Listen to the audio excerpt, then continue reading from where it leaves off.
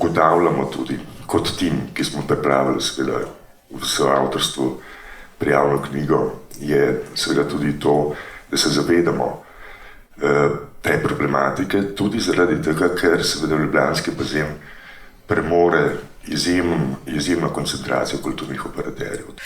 Vsak, ki v mestu izgubi prostor in je ustvarjalec ali ustvarjalka, za nas dolgoročno pomeni lahko težavo, ne samo, da odhajajo vsebine, ampak da korpus nekaterih ljudi ne more pač ustvarjati v varnem prostoru. Jasno je, da je v bistvu tudi v tem smislu priprave tega programa za EPK bila ideja in bistvena nekako nota tega programskega dela, tudi glede prostorov, v bistvu reševati in ustvarjati neke bodoče programe, neke upanja, da se bodo te stvari konkretno spremenile, seveda tudi s pomočjo in predvsem s pomočjo teh programov.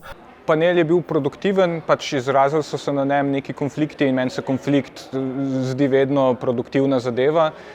Kar se je zgodilo je, da zadeva ni imela toliko forme javne tribune, zaradi tega, ker so se na njej zgostile ene diskusije, ki bi očitno mogle biti speljane pred tem. Se pravi, ven so prišle tudi frustracije vseh pogovorov, ki se niso zgodili v celotnem tem procesu in mislim, da kar je ta panel razkril, je, da v procesu prijave na EPK in tudi njene morebitne izpeljave bo dialoga in javnih diskusij moglo biti bistveno več in se dogajati na bolj transparenten način. Če bojo organizatorji iz tega panela potegnili ven to lekcijo, mislim, da bo zadeva se izkazala za produktivno. Z veseljem ugotavljam, da so vsi projekti, ki se bodo dogajali v prestolnici kulture 2025, so tudi naš interes in v sobivanju v Križankah lahko tudi naši dijaki, naši bodoči ustvarjalci doprinesejo k tem projektom. Vsekakor pa še apel, da ostajamo v Križankah in da smo kulturno središče tudi mi.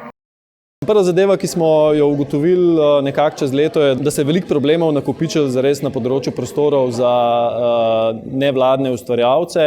Ugotovili smo, da nekega resnega vpogleda v stanje nimamo, zato smo se pač odločili, da bomo probali neko kvantitativno analizo narediti. Tako da vse te podatke smo zbrali, pokazali so na to, da je nevladni sektor zares prekariziran.